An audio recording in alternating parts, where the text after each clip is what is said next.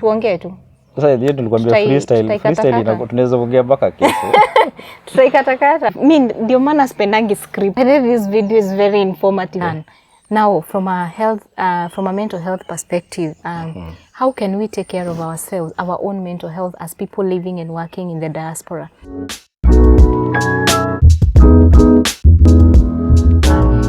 So, Dan, yes. Now that we've talked about demystifying mental health in Kenya and among us, especially Africans, because of our approach, I believe every African, even African Americans, even Black Africans who live in the UK, even Afro-Caribbeans, I believe we all have the same approach to mental health, and in the information that Dan has given us will help all of us on demystifying it.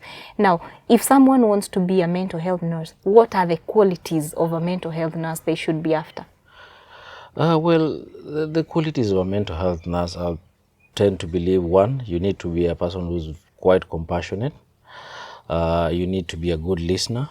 You need to be very patient, because remember I said our patients can be, at times they can be, quite dysregulated. So you need to be very patient. Another thing I think about being a mental health nurse, you need to be a very good communicator. So communication is very key in mental health.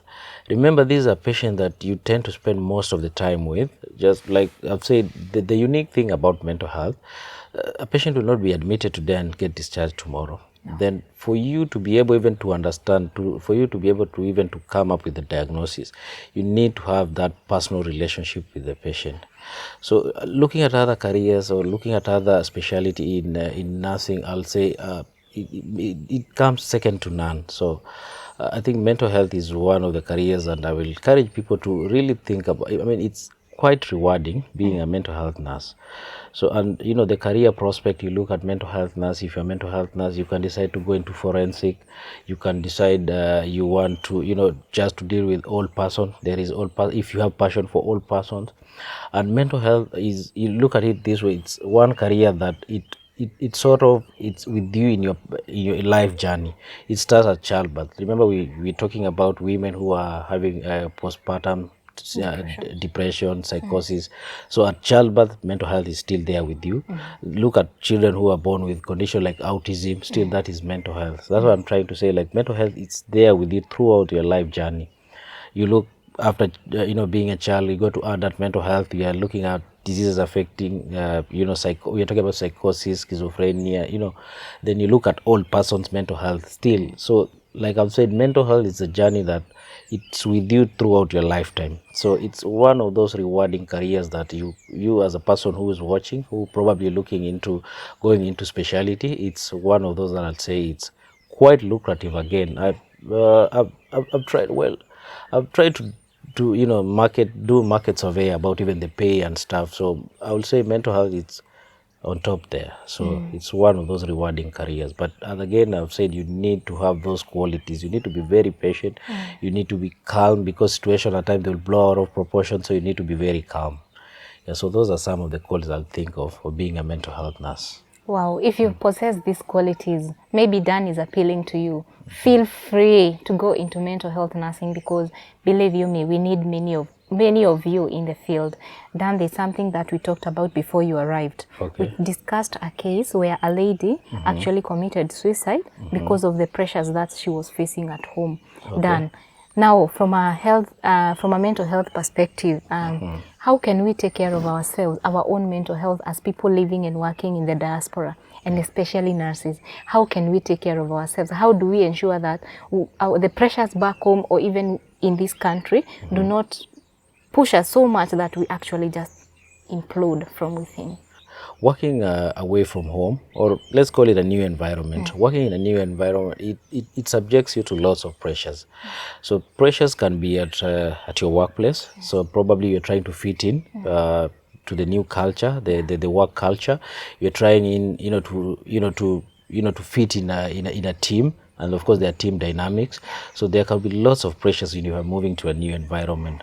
Then again, if there are pressures back home, these can subject you to lots of pressures. So if again, the same, I'll use like the same question to probably we need to ask ourselves, what are the causative agents, or rather what causes mental breakdown. Okay, so mental illness, or rather mental breakdown, can be brought by, you know, a multifactorial. It's brought about by different things. So you know, those pressures, depressions, you know, traumatic episode, those are some of the things. So I think the most important thing for us, before we even get to, you know, where a person has committed suicide, I think one of the most important thing for us is to identify, you know, early, or rather warning signs. So what are those warning signs that will tell you, me as Daniel or as Kate, so what are those things that I'm not doing well in terms of my mental health? Okay, so it can be simple things like lack of sleep. So probably you used to sleeping 6, 7, 8 hours. You get to a point that you realize, nowadays I'm unable to sleep. You realize that things like palpitations have come to, nowadays I'm maybe able to feel my own, you know, pulse and stuff. You're not relaxed. You know, there could be simple things like eating and drinking. It's not like the way you used to. Probably there are things that initially you were interested in, you were outgoing, all of a sudden you turned out to be an introvert.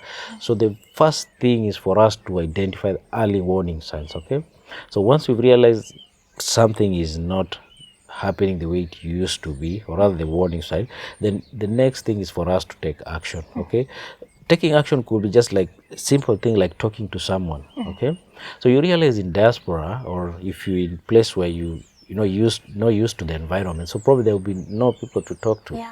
So it can be quite difficult for people who have moved. And I've seen even, I mean, in fact, even from the Kenyan community, I've seen even nurses who have moved to the UK.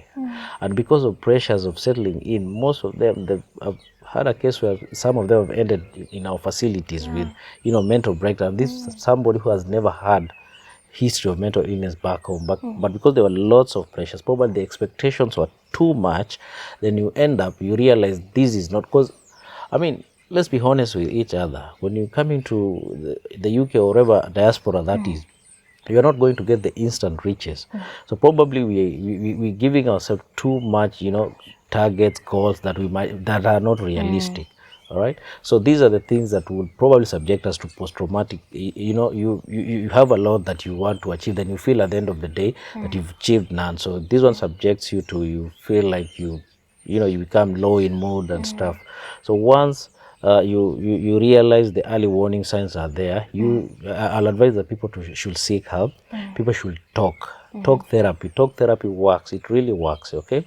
So if you happen to have a friend or someone, just talk to them, and if it gets to a point that you realize even the talking is not helping, just seek you know, medical help. It will really help, because you know, you don't necessarily need to be put on treatment. There are other conventional way of dealing with mental illness. We are talking about cognitive behavior therapy, things like CBT. We are talking about direct behavior therapy. Okay, we are just talking about, you know, even engaging yourself in activities. So I think before we even get to the point where somebody has committed suicide, there's a lot that can be done once the warning signs have been identified. Wow. Yeah. Thank you so much, Dan. Probably it's important for me to mention that when you call 111 in the NHS, you can have an option to speak to a mental health expert. Yeah, that's I very remember when I was undergoing so much pressure when I was in Scotland. In Scotland, they have NHS 24. It's the equivalent of 111. I remember I called and I was able to speak to a mental health expert, because that time I was really going through so much pressure. And after talking, I confess, things were better. And I was like, it's not as big as I thought it was. So talk therapy, like Dan is saying, it actually works. And if you're in the UK, please, by all means, phone 111 if you can't find a friend or a trusted fellow to talk to. Now, as we come to a close, how does the future look like for Dan in terms of mental health? In terms of mental health, I would say the future, it looks so much promising. Okay. Like I've said, so the moment I moved to the UK, then again I decided to, you know, undertake my degree, so the bachelor's degree in nursing. So that one is done. Bam. So what's next? So the next thing is, should you need me to? Well, don't need to. Well, I'll say the future. I'll say the future. I'll say the future. The future, it looks promising, yeah. Yeah, but there's lots of big things. I mean, big things coming up. Big things coming up. We are thinking about doing projects back home, things to do with mental health. Yeah. In terms of academics, we we're working on a project right now. Probably I will not disclose it, but I'm looking at going back to school and doing something. Yeah. So the future is quite promising. Wow. Yeah. Done. Yeah. Congratulations. Thank you very much. Hey, you guys, he's so talented. He's so educated. And by the way, he's not done. He's going back to school. I don't know. What is stopping you? Please remind me.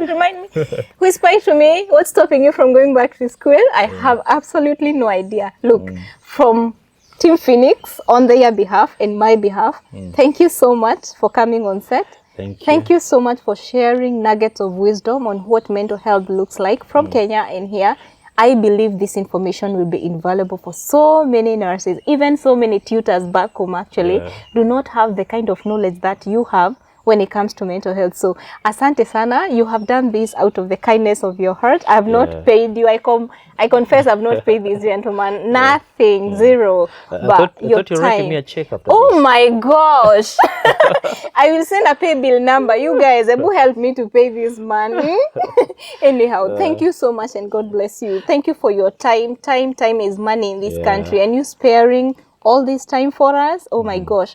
I really am so grateful. So, thank you so much. Thank you for having me. You're most welcome. So Team Phoenix, that has been done. He has been discussing with us what it means to be a mental health nurse, what it takes, the qualities that you need, and everything else in between. I will not disclose anything. It is for you to watch this video. So thank you so much for sticking around. Thank you to Dave Kim 254 Studios for making this happen. And Team Phoenix, goodness me, I love you so much. So until next time, toodles.